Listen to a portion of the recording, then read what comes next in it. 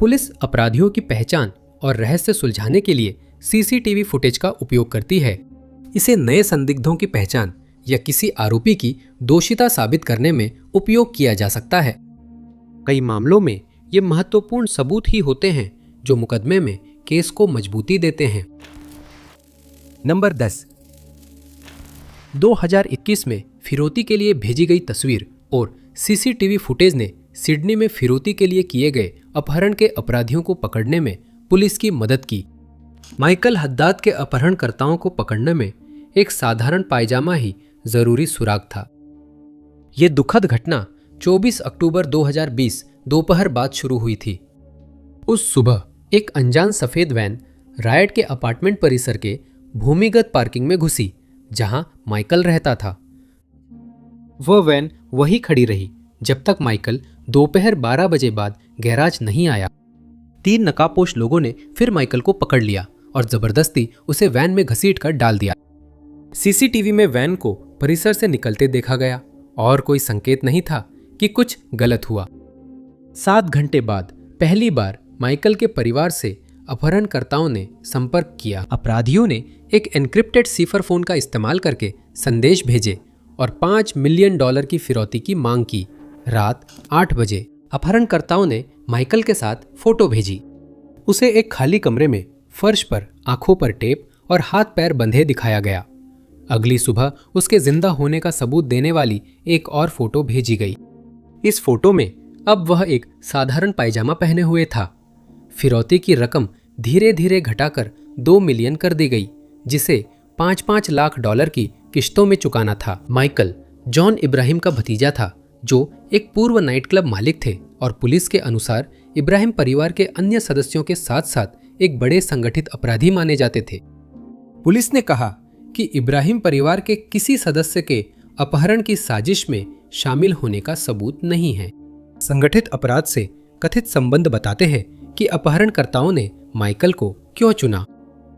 27 अक्टूबर को माइकल को सिडनी के एक उपनगर के छोटे कार पार्क में छोड़ दिया गया। उसकी आंखों पर अभी भी टेप बंधी हुई थी, इसलिए उसने अपने अपहरणकर्ताओं को नहीं देखा। एक राहगीर ने उसे पाया और अस्पताल पहुंचाया। माइकल के रिहा होने के बाद ही जानकारी के लिए अपीलें की जाने लगी। पुलिस के पास अपार्टमेंट परिसर की सीसीटीवी फुटेज थी जिसमें वैन को अंदर आते और बाहर जाते हुए दिखाया गया था। वैन पर नकली नंबर प्लेट थी, लेकिन उसमें एक खास पहचान थी। खिड़की की स्क्रीन पर एक RM विलियम्स लॉन्ग हॉर्न का स्टिकर देखा जा सकता था। पुलिस ने जानकारी के लिए फुटेज जारी किया, लेकिन सबसे अहम सुराग वही सीसीटीवी फुटेज था जो अनदेखा रह गया था। दूसरी फिरौती की फोटो में दिखे पायजामा माइकल के नहीं थे। पुलिस ने अंदाजा लगाया कि अपहरणकर्ताओं ने उसे पहनने के लिए यह पायजामा दिए होंगे ताकि वह सो सके। उनकी पहचान केमार्ट में बिकने वाले पायजामे के रूप में हुई और पुलिस ने किसी भी जानकारी के लिए स्टोर के मुख्यालय से संपर्क किया कि क्या किसी ने ऐसा सेट खरीदा था। उन्होंने पता लगाया कि पूरे न्यू साउथ वेल्स में इस खास पायजामा सेट की केवल एक बार नगद खरीदारी हुई थी। ये खरीद मैरीलैंड में उसी दिन रात 8:25 बजे हुई थी जिस दिन माइकल का अपहरण हुआ। इसके बाद पुलिस ने उस केमार्ट से सीसीटीवी फुटेज हासिल की जिसमें शदी लोजी और जुहैब जजाद को सामान खरीदते हुए रिकॉर्ड किया गया था। अपहरण से एक दिन पहले की सीसीटीवी फुटेज में लोजी को लॉन्ग हॉर्न स्टिकर खरीदते दिखाया गया। पुलिस ने 2 लोगों की जांच के बाद एक तीसरा व्यक्ति भी उनके ध्यान में आया। यह स्पष्ट हो गया कि अहमद बामार नाम का एक व्यक्ति भी इस साजिश में शामिल था। पुलिस ने उसके फ्लैट पर छापा मारा और वहां ऐसे स्थान पाए जो फिरौती की तस्वीरों के लिए इस्तेमाल किए गए स्थानों से पूरी तरह मेल खाते थे। तीनों को गिरफ्तार कर लिया गया और अंततः उन्होंने अपहरण में अपनी भूमिका के लिए दोष स्वीकार कर लिया। नंबर 9, नताली बेलमोंट के गायब होते ही पुलिस को उस व्यक्ति पर शक हुआ जिसने गुमशुदगी रिपोर्ट की थी। सीसीटीवी ने जल्दी ही ऐसा सबूत दिया जिससे शक सही साबित हुआ। नताली एक दयालु और सफल महिला थी जो मियामी क्षेत्र में रियल एस्टेट एजेंट के रूप में काम करती थी। उन्हें बच्चों से बहुत प्यार था और अपनी गुमशुदगी के समय वह ऐसे बच्चों की मदद के लिए एक गैर लाभकारी संगठन स्थापित करने पर काम कर रही थी जिन्हें तालू में छेद की समस्या थी। नताली के 3 बच्चे थे, जिनमें एक उनके चचेरे भाई जेरार्ड लोपेस बेलमोंट थे, जिन्हें उन्होंने तब गोद लिया था जब वह 9 साल का था। लोपेस नताली को आखिरी बार जीवित देखे थे 16 जुलाई 2011 की रात। वे दोनों एक साथ ग्रेजुएशन पार्टी में गए और सुबह जल्दी घर लौटे। लोपेस के मुताबिक घर आकर दोनों जल्दी सो गए। दोपहर के समय जब वह जागा, नताली वहां नहीं थी। लोपेस ने अपनी मां की गुमशुदगी की रिपोर्ट दर्ज कराई, लेकिन दोस्तों के अनुसार वह उनकी गुमशुदगी को लेकर ज्यादा चिंतित नहीं लग रहा था। एक पड़ोसी ने देखा कि वह अजीब बर्ताव कर रहा था। अगले दिनों में वह कई बार होम सिक्योरिटी कैमरे के बारे में पूछी। उसने कथित तौर पर यह देखना चाहा कि क्या कैमरे ने उसकी मां की गुमशुदगी की जांच में मदद करने के लिए कुछ रिकॉर्ड किया है। सामान्य हालात में लापता प्रियजन के परिवार के लिए यह उचित हो सकता है, लेकिन पड़ोसी को लोपेस को लेकर कुछ अजीब लगा। उसका कहना था कि फुटेज की क्वालिटी खराब थी और कुछ समझ नहीं आ रहा था। फिर वह सीसीटीवी फुटेज पुलिस को देने गया। फुटेज में दिखा कि नताली और उसका बेटा उस रात 3 बजे के बाद घर लौटे, जिस रात वो गायब हुई थी। 2 घंटे बाद लोपेस जैसा दिखने वाला व्यक्ति बाहर आया। नताली की कार हटाकर उसका ट्रंक मुख्य दरवाजे के पास लगा दिया। सुबह 5:12 से 5:16 के बीच उस व्यक्ति को बड़ा सामान घसीटकर कार के ट्रंक में डालते देखा गया। पुलिस के अनुसार वह वस्तु एक वयस्क इंसान के शरीर जितनी थी और व्यक्ति उसे ट्रंक में डालने में मशक्कत करता दिख रहा था। वह कार में बैठा और चला गया। कुछ ही समय बाद वह वापस आया और घर से बड़ी सफेद कचरे की थैलियों में और सामान लेकर चला गया। 8 मिनट बाद वो वापस आया। आखिरी सीसीटीवी फुटेज सुबह 7:41 पर रिकॉर्ड हुई थी, जिसमें वही व्यक्ति कार के बाहर और अंदर की सफाई करता दिख रहा है। इस फुटेज ने लोपेस की कहानी को गलत साबित कर दिया। या तो वह अपनी मां के गायब होने की सुबह उठकर घूम रहा था, या फिर उसकी तरह दिखने वाला कोई व्यक्ति उसके घर में छुपा हुआ था। 3 दिन बाद नताली का शव उसके घर से 1 मील से भी कम दूरी पर एक दलदल में मिला। डीएनए और सीसीटीवी फुटेज से साबित हुआ कि लोपेस ही इस अपराध के लिए जिम्मेदार था। लोपेस ने आरोप नकारा, पर अदालत ने उसे दोषी ठहराया। नंबर 8। 9 जून 2016 की दोपहर लंदन के अंडरग्राउंड नेटवर्क पर सीसीटीवी ने एक हैरान कर देने वाला अपराध कैद की, जिससे एक आदमी की जान जा सकती थी। उन्होंने पुलिस को अपराधी को सजा दिलाने के लिए सबूत दिए। बॉन्ड स्ट्रीट की जुबली लाइन पर सीसीटीवी ने दिखाया कि कुछ यात्री घर जाने के लिए ट्रेन का इंतजार कर रहे थे। एक सफेद शर्ट में आदमी प्लेटफॉर्म पर दौड़ा आया। एक आदमी सफेद कपड़ों में नए व्यक्ति की ओर मुड़ा, पर रोक नहीं सका और पहले आदमी ने उसे प्लेटफॉर्म से धक्का दे दिया। यात्री किनारे की ओर भागे, जबकि पीड़ित बिजली वाली पटरियों से निकलने की कोशिश कर रहा था। इस बीच अपराधी चुपचाप भाग गया। यह घटना इससे पहले वाली एक ट्रेन में शुरू हुई थी। डेविड पिएत्रासिया कंस्ट्रक्शन का काम खत्म कर घर लौट रहे थे जब उन्होंने एक यात्री को आक्रामक व्यवहार करते देखा। वह आदमी यात्रियों पर चिल्ला रहा था और नशे में था। डेविड ने हस्तक्षेप करने का फैसला किया। उन्होंने उस आदमी से शांत होने और घर जाने के लिए कहा। दुर्भाग्यवश दूसरे आदमी, जिन्हें बाद में क्रिस्टोफर कोल के रूप में पहचाना गया, ने यह सलाह नहीं मानी। कोल ने बॉक्सर की मुद्रा अपनाई और लग रहा था कि वह टकराव के हिंसक होने की तैयारी कर रहा था। जवाब में डेविड ने उसे हेडलॉक में लिया, जबकि वह चिल्लाता रहा। कुछ देर बाद डेविड ने उसे छोड़ दिया, सोचकर कि अब कोल रुक जाएगा। बाद में दी गई गवाही के अनुसार दोनों आदमी अपनी अपनी सीटों पर लौट गए। ऐसा लग रहा था कि घटना यही खत्म होगी। डेविड बॉन्ड स्ट्रेट स्टेशन पर दूसरी लाइन के लिए ट्रेन से उतरे। उन्हें यह एहसास नहीं था कि कोल भी उनके पीछे पीछे ट्रेन से उतर गया था। कोल ने ट्यूब स्टेशन के अंदर एस्केलेटरों पर ऊपर नीचे अपने शिकार का पीछा किया। जैसे ही वो सही प्लेटफॉर्म पर पहुंचा, उसने डेविड को वापस एस्केलेटर की ओर खींचने की कोशिश की। डेविड ने उसे झटक दिया और कोल फिर पीछे हटने लगा। वो अकेले ही एस्केलेटर की ओर वापस गया और सीढ़ियों के ऊपर तक पहुंच गया, इससे पहले कि उसने फिर से अपना मन बदल लिया। सीसीटीवी फुटेज में कोल को ऊपर जा रहे एस्केलेटर से वापस नीचे भागते और प्लेटफॉर्म पर आते हुए दिखाया गया। इसी वक्त उसने डेविड को ट्रैक पर धकेला। लाइनें विद्युत चालित थी और डेविड ने कहा कि उन्हें अपने शरीर में बिजली महसूस हुई। हालांकि वह रबर के सोल वाले जूते पहने हुए थे और शायद इसी वजह से वह करंट से गंभीर रूप से घायल होने से बच गए। वह चकरा गए और उंगली टूटने के बाद भी सतर्क रहकर पटरी से बाहर निकल सके। 30 सेकंड से भी कम समय बाद ही ट्रेन स्टेशन पर आ गई। जब तक पुलिस को इस घटना की सूचना मिली, कोल पहले ही अपराध स्थल से भाग चुके थे, लेकिन अंडरग्राउंड में फैले हुए कैमरा नेटवर्क की वजह से उन्हें ढूंढने में ज्यादा समय नहीं लगा।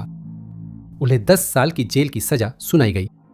डेविड को गंभीर चोट नहीं लगी, लेकिन उन्हें कई चोटें और मानसिक स्वास्थ्य समस्याएं थीं, जिनसे वह सजा सुनाते समय भी जूझ रहे थे।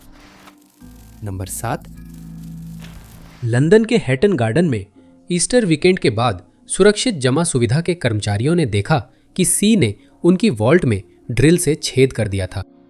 करोड़ों पाउंड की ज्वेलरी, सोना और नकदी चोरी हो गई थी, जो जल्दी ही दशक की सबसे मशहूर डकैतियों में से एक बन गई।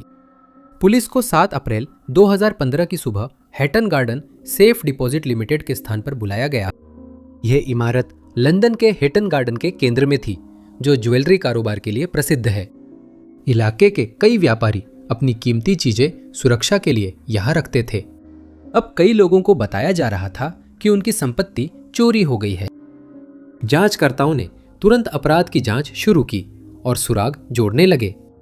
अपराध का अंतिम भाग देखना आसान था। चोर किसी तरह लंदन की व्यस्त सड़कों के नीचे भूमिगत वॉल्ट तक पहुंच गए थे। फिर उनके सामने मोटा स्टील दरवाजा था, जिस पर संयोजन ताला था। उन्होंने खोलने की बजाय दीवार तोड़ने के लिए डायमंड ड्रिल का इस्तेमाल किया। छेद वही था, पर ज्यादा सबूत नहीं मिले। फिंगरप्रिंट नहीं थे और सीसीटीवी की हार्ड ड्राइवें भी चोरी हो गई थी। आसपास के इलाके से कई दूसरी सीसीटीवी फुटेज मिली थी। जांच के पहले चरण में सैकड़ों घंटे की फुटेज छांटी गई ताकि पता चल सके क्या हुआ। पुलिस को पता चला कि अपराध की शुरुआत 2 अप्रैल 2015 वाले वीकेंड पर यह जगह बंद होने के कुछ ही समय बाद हुई। इसके कुछ ही देर बाद एक साधारण सफेद वैन वहां दिखाई दी। एक दिन पहले सड़क के नीचे बिजली की तारों में आग लगी थी। इसका अपराध से सीधा संबंध नहीं था, लेकिन इलाके में काम करने वालों को देखकर लोग मान लेते कि वे बिजली दुरुस्त करने आए हैं। चोरों का गिरोह इमारत में घुसकर लिफ्ट शाफ्ट से बेसमेंट गया। किसी ने कुछ संदिग्ध नहीं देखा। 3 अप्रैल आधी रात के बाद इमारत में अलार्म बजा। सुरक्षा गार्ड पहुंचा। बाहर जबरन घुसपैठ नहीं दिखी और पुलिस के बिना उसे इमारत में जाने की इजाजत नहीं थी। पुलिस नहीं आई और सुरक्षा गार्ड बस घर चला गया। सुबह 8 बजे वे आदमी इमारत से निकलकर वैन में बैठकर चले गए। वे अगली रात लौटे और 5 अप्रैल को सुबह 6 बजे के बाद वहां से गए। चोरी की सूचना पुलिस को 2 दिन बाद मिली। सीसीटीवी में कैद वैन लंदन की कई सफेद वर्क वैनों में मिल गई थी। पुलिस को पहला सुराग हीरे की चोरी से पहले की सीसीटीवी फुटेज से मिला। एक खास सफेद मर्सिडीज जिसमें काला टॉप और एलॉय रिम्स थे, कई बार उस इलाके में देखी गई थी। गाड़ी इतनी अलग थी कि पुलिस ने ध्यान दिया। जब उन्होंने पता किया कि वो गाड़ी किसकी है, तो पता चला कि वो केनी कॉलिंस की है, जो 70 की उम्र का एक चोर है और उसका आपराधिक रिकॉर्ड बहुत लंबा है। अगला कदम था कॉलिंस पर निगरानी रखना। सीसीटीवी और फोन रिकॉर्ड से पुलिस को पता चला कि वह कई अन्य बुजुर्ग अपराधियों से जुड़ा था। नाम मिलते ही पुलिस ने सीसीटीवी में दिख रहे लोगों की शक्ल और चाल की तुलना संदिग्धों से की। पुलिस ने संदिग्धों की कारों में उपकरण लगाकर उनकी बातचीत सुनी, जिसमें वे दुनिया की सबसे बड़ी डकैतियों में से एक की डींग मारते थे। 19 मई को डकैती के 6 हफ्ते बाद 12 ठिकानों पर छापे में गिरोह गिरफ्तार हुआ। 4 लोगों, जिनमें कॉलिंस भी था, ने अपराध में अपनी अपनी भूमिका के लिए दोष स्वीकार किया। 4 अन्य लोगों पर भी मुकदमा चला और वे दोषी पाए गए। नंबर 6, सितंबर 2023 में वेस्ट लंदन की एक जेल से फरार कैदी की तलाश में पूरे इंग्लैंड में खोजबीन जारी थी। डैनियल खलीफ 3 दिन अधिकारियों से छिपता रहा, जबकि सीसीटीवी कैमरे उसकी लोकेशन ट्रैक कर रहे थे। खलीफ ब्रिटिश सेना का पूर्व सैनिक है जिसे मई 2023 में सेवा से हटाया गया। उस पर ईरान के एजेंटों को गुप्त जानकारी भेजने और ऑफिशियल सीक्रेट्स एक्ट के उल्लंघन के आरोप में गिरफ्तारी हुई थी। शुरुआत में उसे जमानत पर रिहा किया गया और बेस पर लौटने की अनुमति दी गई, लेकिन वो फरार हो गया और 3 हफ्ते तक भागता रहा। फिर उसे गिरफ्तार कर HM प्रिजन वॉन्ड्सवर्थ में मुकदमे का इंतजार करने भेजा गया। जेल में रहते हुए खलीफ ने अन्य कैदियों से दोस्ती कर ली और रसोई में काम करने की नौकरी भी हासिल कर ली, लेकिन वह वॉन्ड्सवर्थ में खुश नहीं था और दूसरी जेल जाना चाहता था। उसने कहा कि उसने अधिकारियों का ध्यान आकर्षित करने के लिए भागने का नाटक किया। वह काफी नहीं था, उसे और गंभीर कदम उठाना पड़ा। 6 सितंबर 2023 की सुबह जेल के गार्डों ने अपनी रोज की गिनती की और पाया कि एक व्यक्ति गायब है। उन्हें जल्दी समझ आ गया कि वह खलीफ था। सुबह 7:30 बजे के ठीक बाद उसने जेल से भागने में कामयाबी हासिल की। रसोई के पैन से बनी स्लिंग से उसने खुद को जेल की खाने की गाड़ी के नीचे बांध लिया। गाड़ी बिना परेशानी निकली और अलार्म बजते ही वह लंदन की सड़कों पर थी। पुलिस को ट्रक का पता लगाने में ज्यादा समय नहीं लगा। ड्राइवर को छुपे व्यक्ति की जानकारी नहीं थी और उसने पुलिस को तलाशी की अनुमति दे दी। उन्हें स्लिंग तो मिल गया, लेकिन खलीफ खुद कहीं नजर नहीं आया। उसकी तलाश देश भर में शुरू हुई। उसकी तस्वीरें अखबारों में छपी और न्यूज़ चैनलों पर दिखाई गई और ट्रक की CCTV फुटेज जारी की गई। पहली सूचना वैंड्सवर्थ से मिली, जहां एक महिला ने देखा कि एक आदमी जिसकी सफ़ेद टी-शर्ट और गुलाबी दस्ताने थे फूड ट्रक के नीचे से निकल रहा था। तब उन्हें नहीं पता था कि वह क्या देख रही है, लेकिन जेल से भागने की खबर फैलने पर समझ आ गया कि वो आदमी कौन था। इस सूचना ने पुलिस को जांच शुरू करने के लिए एक शुरुआती लोकेशन दे दिया। कई दिनों तक वेस्ट लंदन में स्निफर डॉग्स और पुलिस हेलीकॉप्टरों से तलाशी अभियान चला। जनता द्वारा कई सूचनाएं भेजी गई और पुलिस CCTV सबूत इकट्ठा करने में सफल रही, जिससे साबित हुआ कि खलीफ उसी इलाके में रुका हुआ था। 9 सितंबर की सुबह पुलिस को सूचना मिली, जिससे वे अपराधी तक पहुंचे। रात भर उसे चिस्विक में देखा गया। पुलिस ने this wait can not include English, need correct Hindi only. फिर एक सादे कपड़ों में पुलिस अधिकारी ने फरार व्यक्ति को साइकिल चलाते हुए देखा और उसे पकड़ लिया। खलीफ को फिर जेल भेजा गया और उस पर कानूनी हिरासत से फरार होने का आरोप भी लगा। शुरुआत में उसने आरोपों से इनकार किया, पर मुकदमे के दौरान जेल से भागने की बात मान ली। उसने पुलिस को बताया कि उसे नहीं पता था कि जेल से भागना गैरकानूनी है। बाद में उसे ईरान के लिए जासूसी का दोषी पाया गया और 14 साल 3 महीने की सजा हुई। नंबर 5। सुबह ओहायो में एक महिला की नींद खुली और उसने देखा कि उसकी बेटी की कार घर के सामने जल रही थी। संपत्ति से मिली सुरक्षा कैमरे की फुटेज और पुलिस की तेज कार्रवाई के कारण अपराधी को जल्द ही सलाखों के पीछे डाल दिया गया। ट्विच स्ट्रीमर काइली कार्टर के घर के बाहर कैमरे ने 16 मई 2023 की सुबह कुछ अजीब रिकॉर्ड किया। कैमरा एक शांत रिहायशी इलाके की ओर था, जहां सुबह जल्दी लोग शायद ही दिखते थे। कैमरे में एक आदमी टोपी और मास्क पहने दिखा, जो घर के बाहर कार के पास आकर उसकी बोनट पर ईंट जैसी चीज रख गया। वो चला गया, लेकिन कुछ ही पलों बाद वापस लौटा। उसके हाथ में एक बाल्टी थी, जिसमें से 2 डंडे बाहर निकले हुए थे। उसने बाल्टी ईंट पर रखी, डंडों में आग लगाई और वहां से भाग गया। कुछ ही देर में उस उपकरण ने वाहन का अगला हिस्सा आग के हवाले कर दिया। घटना के वक्त काइली घर पर नहीं थी, उसकी मां और पालतू जानवर थे। सौभाग्य से उसकी मां की नींद खुल गई और उन्होंने आग देखी। उसकी बेटी के ट्विच पर गेम स्ट्रीम करने से पहले भी उसे पीछा करने वालों का सामना करना पड़ा था, जिससे महिला को डर था कि बाहर कोई खतरनाक व्यक्ति ना हो।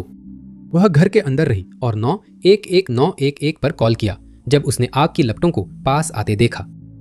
पुलिस और दमकल सेवा जल्दी पहुंच गई और आग को बुझा दिया, इससे पहले कि वह घर के बाहर की बाड़ से ज्यादा कुछ जला पाती। इस घटना में कोई घायल नहीं हुआ, लेकिन पुलिस ने अपराधी को पकड़ने की कोशिश जारी रखी। ज्यादा देर नहीं लगी जब उन्होंने घर से ज्यादा दूर नहीं एक कार में एक संदिग्ध व्यक्ति को ढूंढ लिया। वो आदमी अपनी गाड़ी में सोने का नाटक करता दिख रहा था, जो सड़क किनारे रिहायशी इलाके में खड़ी थी। उस आदमी ने कहा कि वह न्यूयॉर्क से गाड़ी चलाकर ओहायो में दोस्त से मिलने जा रहा है। उसने करीब आधी रात को गाड़ी रोक दी क्योंकि वह थका हुआ था और झक्की लेना चाहता था, लेकिन वह जितना उसने सोचा था उससे ज्यादा देर तक सो गया। पुलिस को उस पर तुरंत शक हुआ क्योंकि वह वही कपड़े पहने था जो सुरक्षा फुटेज वाले व्यक्ति ने पहने थे। उसे गिरफ्तार किया गया। उसकी पहचान फरहान जमील निकली। जमील न्यूयॉर्क से ओहायो उड़कर आया और अपराध के लिए सामान लाया। रिपोर्टों के मुताबिक उसने काइली को ट्विच पर फॉलो किया और पैसे भेजे। जब उसे पता चला कि उसका बॉयफ्रेंड है तो उसने ठगा महसूस कर बदला लेने का निर्णय लिया।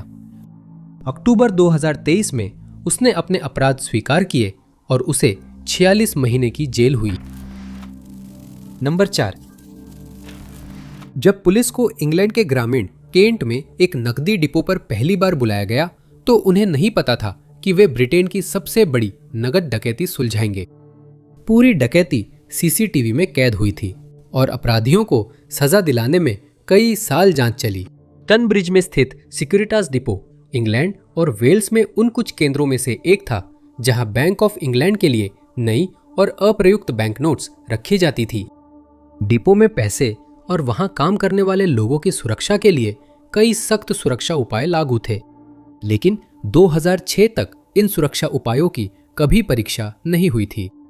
उस साल 21 फरवरी को यह बदलने वाला था। काम से घर लौटते वक्त कॉलिन डिक्सन को एक व्यक्ति ने रोका जो खुद को पुलिस अधिकारी बता रहा था। उन्होंने प्रोटोकॉल नहीं माना और वाहन से बाहर निकल गए, जबकि निर्देश था कि पुलिस स्टेशन पहुंचने तक बाहर न निकले। उन्होंने पुलिस कार की पिछली सीट पर बैठने के लिए हामी भर दी। तभी उन्हें कुछ गड़बड़ महसूस हुई। उसी समय अपराधियों ने कॉलिन की पत्नी और बच्चे को भी निशाना बनाया था। उन्हें बंधक बना लिया ताकि अपराध बिना किसी रुकावट के हो सके। कॉलिन ने उनकी सुरक्षा के लिए सहयोग करने की सहमति दी। वह अपराधियों को डिपो ले गया और उन्हें अंदर जाने दिया। शुरुआत में कर्मचारियों को लगा ये प्रशिक्षण है, पर जल्दी ही उन्हें समझ आ गया कि ऐसा नहीं है। सीसीटीवी में दिखाया गया कि अपराधी डिपो के कर्मचारियों को बांध रहे हैं और अपने साथ लाए ट्रक में बड़ी मात्रा में बैंक नोट्स लोड कर रहे हैं। 1.5 घंटे के दौरान उन्होंने ट्रक में लगभग 53 मिलियन पाउंड लोड कर दिए। उसके बाद कर्मचारियों को कैश केज में डालकर अंदर से बंद कर दिया। वे 22 फरवरी रात 2:45 बजे वहां से चले गए।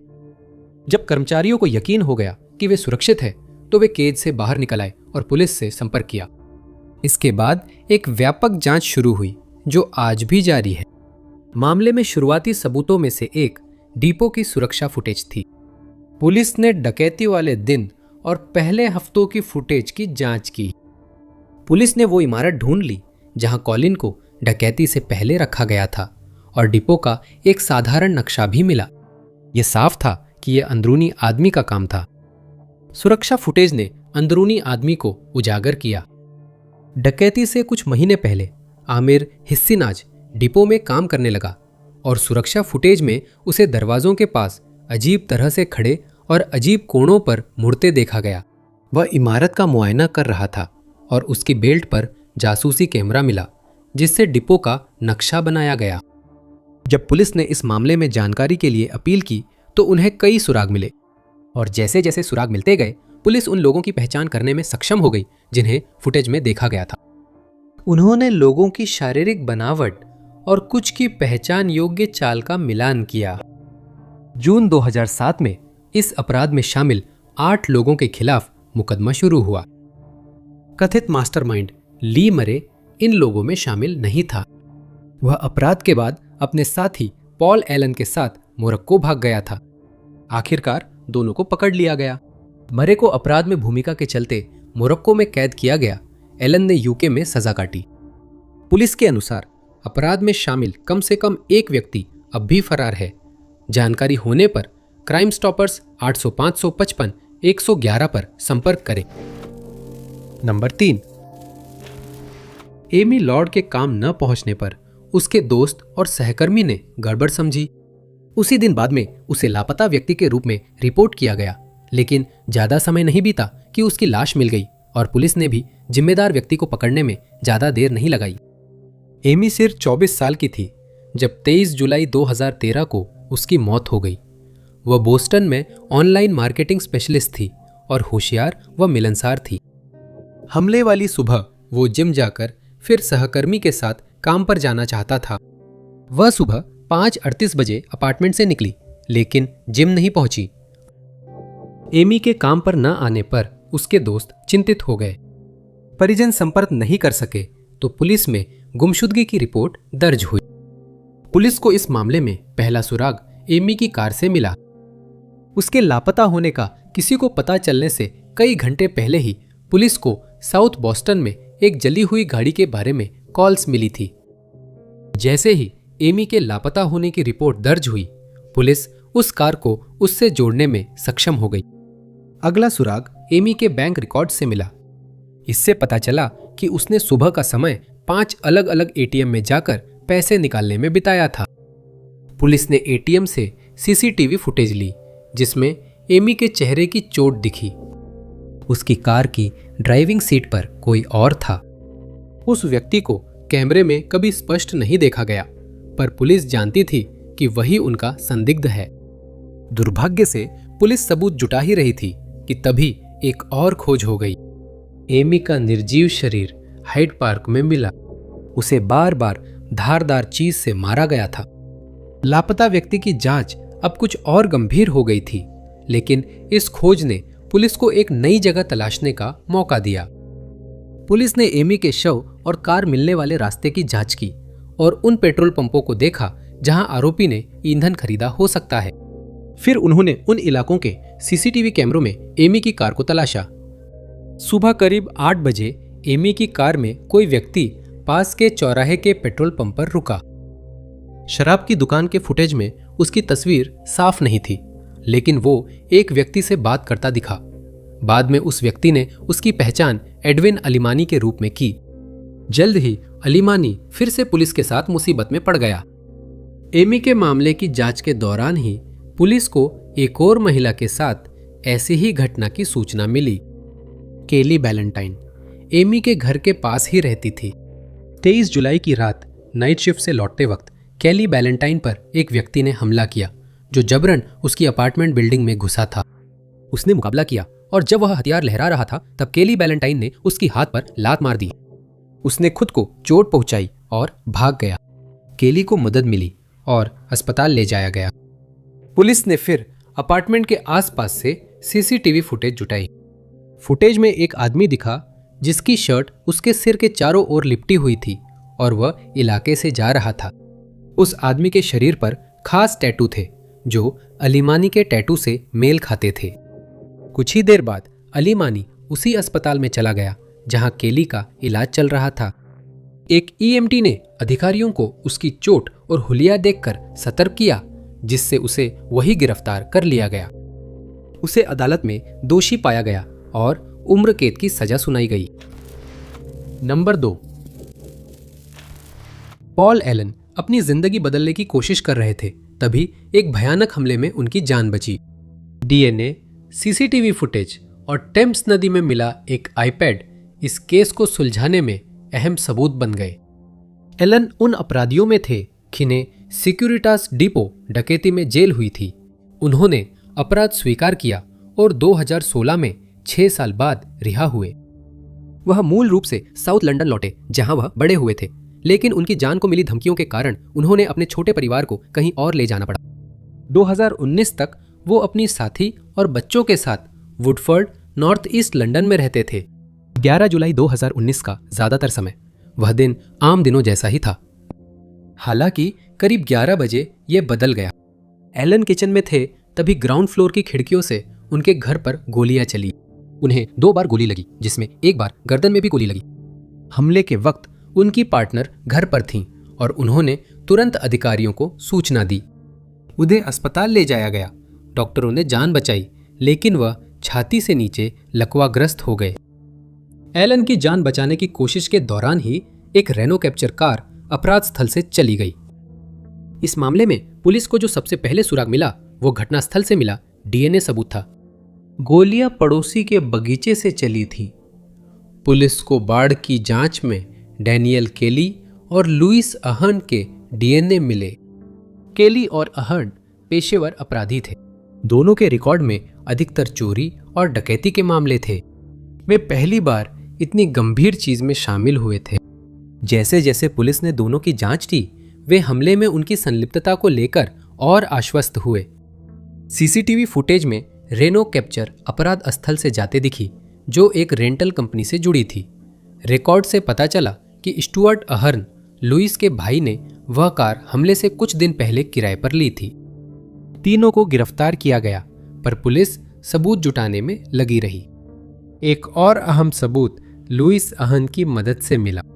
किसी कारणवश अहर्न ने यह कबूल करने का फैसला किया कि वह अपराध के समय उस संपत्ति पर मौजूद था।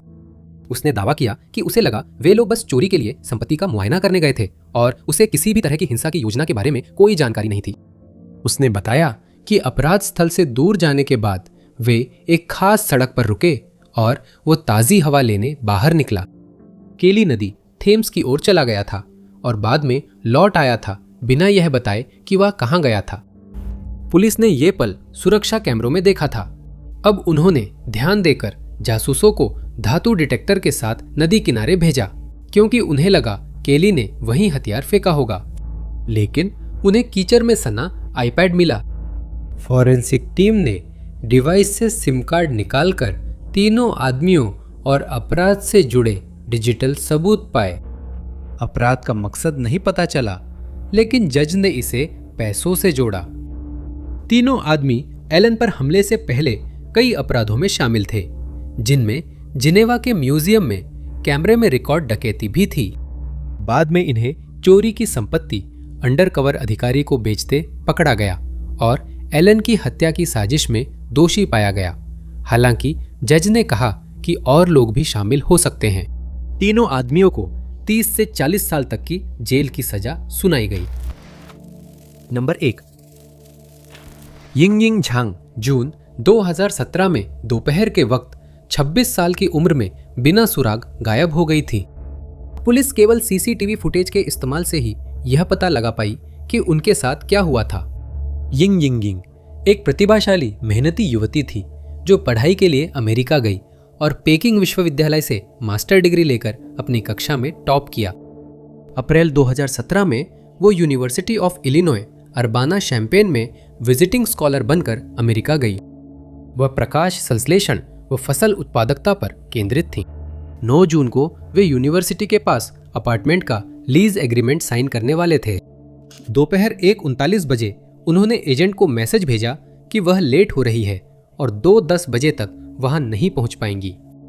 वह समय भी निकल गया और उनका कोई पता नहीं चला।